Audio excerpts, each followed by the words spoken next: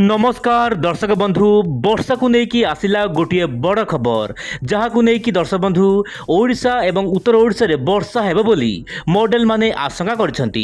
तेबे दर्शक बंधु आगामी 24 घंटा मध्य राज्यर विभिन्न अंचल में बदली पारे पाणीपागर मिजाज। तेबे दर्शक बंधु लघुचाप को लेकिन कौन रही बड़ खबर यही समस्त प्रश्नर गोटे उत्तर विंड ओडिया चैनल रे। तेबे आसन दर्शक बंधु आरंभ करबा आज पाणीपाग खबर। आपण मोबाइल स्क्रीन देखंतु सैटेलाइट इमेज रे वर्तमान कौन रही पाणीपाग मिजाज आपण देखि पड़थिबे। जम्मू काश्मीर उपरिभाग ता सहित यह आखपाख अंचल में बर्तमान लगातार भाव में वर्षा जारी रही और गोटे बड़ डब्ल्यूडी बा पश्चिम झड़ पाकिस्तान पटू माड़ी आसुची। यार प्रभाव में उत्तर भारत में बदल पाणीपागर मिजाज। यही समय मध्य आंचलिक पाणीपागर बड़ सूचना दर्शक बंधु सर्वनिम्न तापमात्रा बहुत जल्दी 2-3 डिग्री बढ़ आगामी 3 दिन मध्य बोली जहाँ पाणीपाग तरफ सूचना मिली। दर्शक बंधु एथरक गरम गुड़गुड़ी बढ़िया पाग संपूर्ण अनुकूल हो पारे।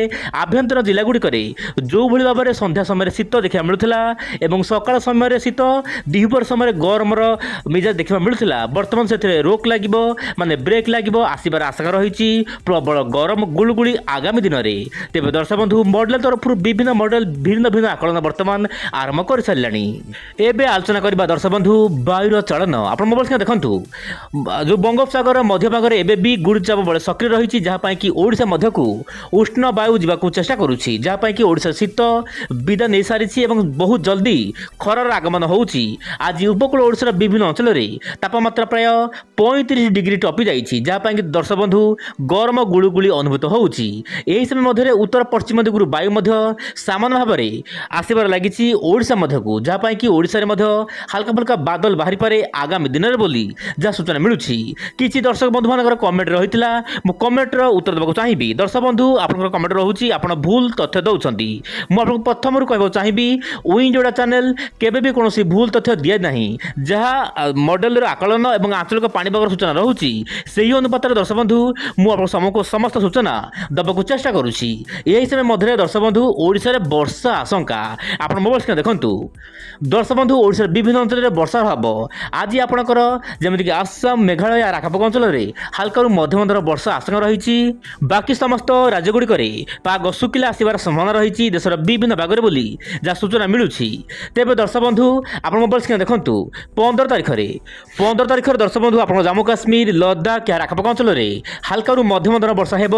16 तारीख में आपंकर उत्तर पूर्व राज्यगुड़िक हल्का मध्यम धर वर्षा घड़घड़ी सहित कुआपथर बृष्टिपात भाव आशंका रही विशेषकर आपंकर उत्तर पूर्व राज्यगुड़िक। तेज दर्शक बंधु 17 तारीख में 16-17 में आपंकर बांग्लादेश यार आखपाख अंचल में वर्षा बढ़ किंतु 18-19 तारीख में ओडिशा वर्षा हो पारे बोली जहाँ मॉडल आकलन कर मोबाइल स्क्रीन में भल भाव में नजर पकातु। दर्शक बंधु आप देखिपे उत्तर ओडिशा मयूरभंज ता सहित आपंकर जाजपुर अनुगुल ढेंकानाल ता सहित कटक यही सब जिला मानक हल्का मध्यम धर वर्षा केतक अंचल में सामान्य अति प्रबल वर्षा हेब। किंतु दर्शक बंधु यही जो रही अपडेट आप मोबाइल स्क्रीन देखूँ जो वर्षा हेब ओडिशा उपकूल में ता केते सत रही तो कहना बड़ मुस्किल कारण पाणीपाग होउची पूर्वानुमान साइंस आगामी दिन में पाणीपाग को लेकिन कौन सब बड़ अपडेट आसूची आप चैनल सहित प्रत्येक दिन जड़ित हो रुहतु।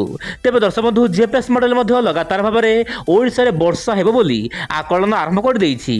ओडिशा रे प्राय 19, 20, 21, 22 यही तारीख मानक हल्का फुल्का वर्षा हेब बादल बाहरी पारे। तेज दर्शक बंधु विंड ओडियार स्पेशल नजर रही यही खबर उपर।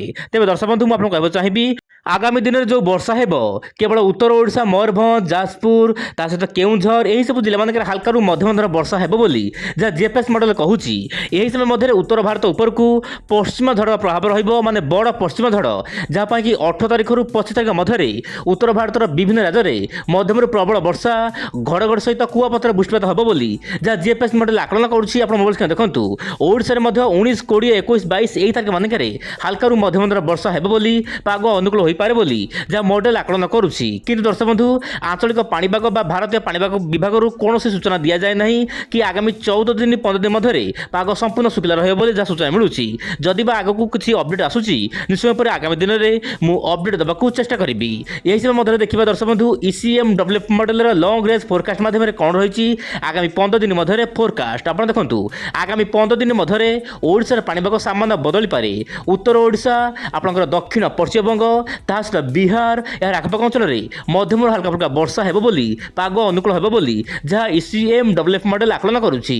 ଏହା ସହିତ ସିକିମ୍, ମେଘାଳୟ, ଆସାମ ଏହାର ଆଖପାଖ ଅଞ୍ଚଳରେ ମଧ୍ୟ ହାଲକା ଫୁଲକା ବର୍ଷା ହେବ ବୋଲି ଯାହା ମଡେଲ ଆକଳନ କରୁଛି। ତେବେ ଦର୍ଶକ ବନ୍ଧୁ, ଇଏ ଥିଲା ପାଣିପାଗର ମିଜାଜ ଆଗାମୀ 24 ଘଣ୍ଟା ଏବଂ ଆଗାମୀ ଦିନରେ କେମିତି ରହିବ। ମୁଁ ପୁଣି ଆସିବି ଆସନ୍ତାକାଲି ଆଉ ଏକ ନୂଆ ଅପଡେଟକୁ ସାଥିରେ ଧରି। ବିଦାୟ ଦିଅନ୍ତୁ। ନମସ୍କାର, ଜୟ ଜଗନ୍ନାଥ ଦର୍ଶକ ବନ୍ଧୁ।